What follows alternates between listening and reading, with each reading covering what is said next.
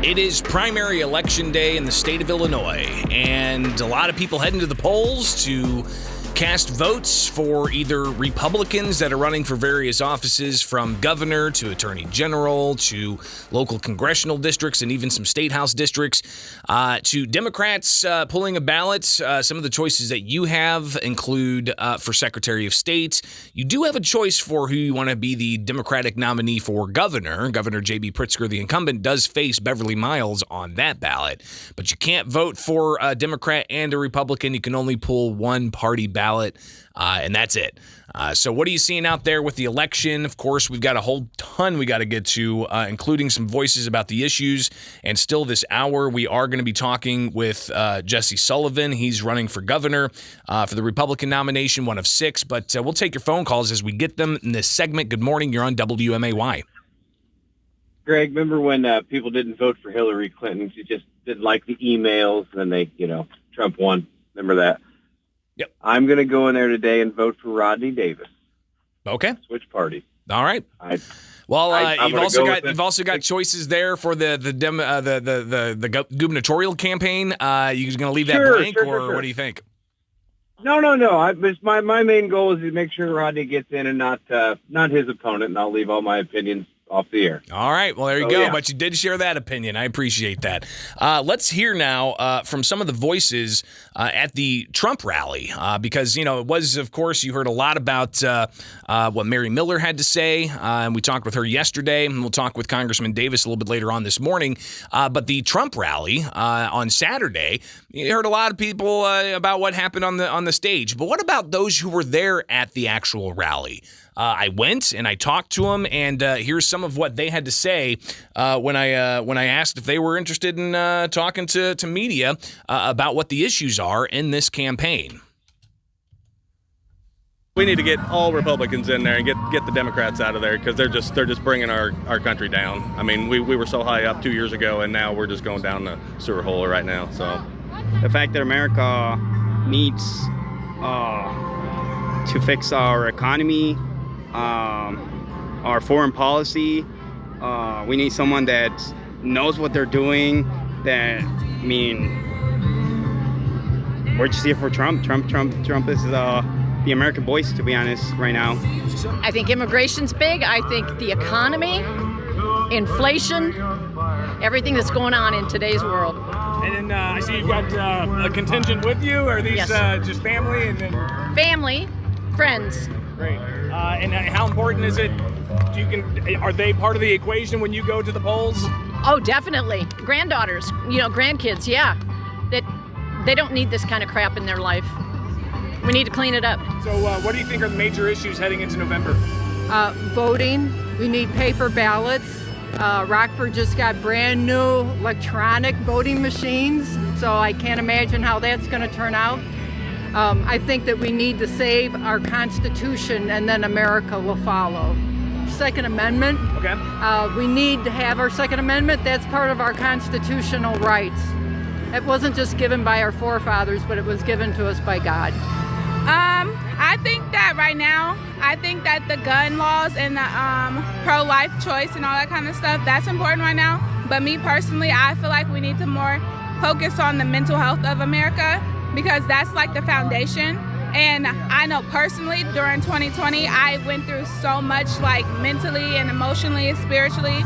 And I feel like that's that's the foundation of the world. I feel like everyone needs to more focus on mental health matters and stuff like that first. There's a lot of like great things going on. There's a lot of things in question that is like they're valid.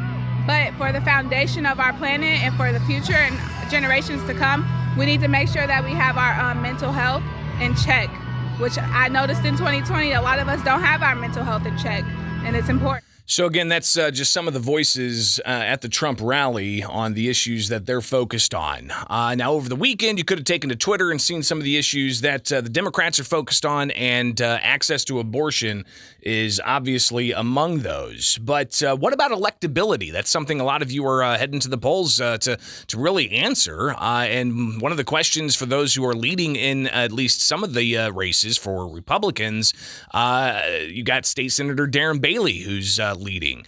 And I asked him about his electability and undecided voters. But you also have Attorney Thomas DeVore, who's leading by a very small margin in the Republican field for Attorney General. And he also answered the question about electability.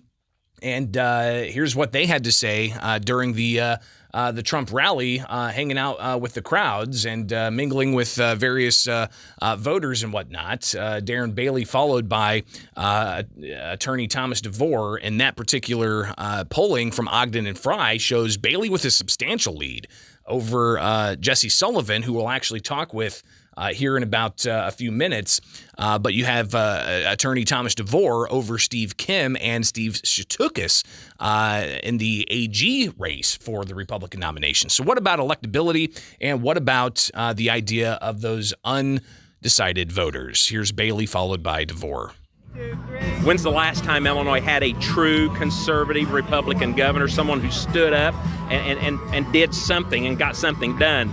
Gosh, that's been 40, 50, 60 years ago, and Illinois has suffered ever since then. So we're putting the work in. Our friends in Cook County and Chicago, we're getting to know them, and they're seeing something they like. So by November, all of Illinois is going to realize that we need something better, because what we have now is running our friends, our family out of state. Well, the undecided vote's always important, and that's who we reach. We've been out and about. We have outworked all the campaigns combined, and at the end of the day, as I've been this last 2 weeks on our 102 county bus tour, we've been encouraging people to get out there and make sure their friends, their family, their co-workers, the people they're going to be in church with on Sunday are registered to vote, they're informed to vote, and then to hold them accountable to make sure they do vote. So I think they're going to turn out.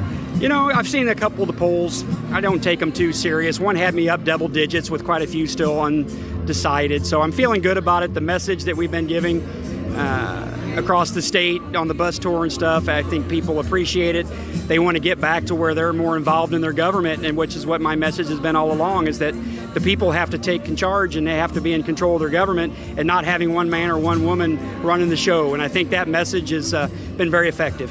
The winning statewide, they say that there's this misconception that maybe 4 years ago had merit, that people in the Collar counties and in the Cook County, et cetera, be supportive of someone such as Darren, or maybe even myself. I'm probably more moderate than Darren in some aspects, but I disagree with them. I mean, because for the last 2 years, people have been treated horrifically, and they're tired of it, and they just want somebody that stands up and fights for them. And I think that message is a lot more persuasive than some Democrat, Republican message. So again, that's State Senator Darren Bailey vying for the Republican nomination for governor, and the Attorney General Republican candidate in today's primary, Thomas DeVore, both men who challenged Governor J.B. Pritzker's COVID-19 orders, seeming to lead in the polls. So stay tuned. We got a lot more to get to here with Springfield's Morning News. I'm Greg.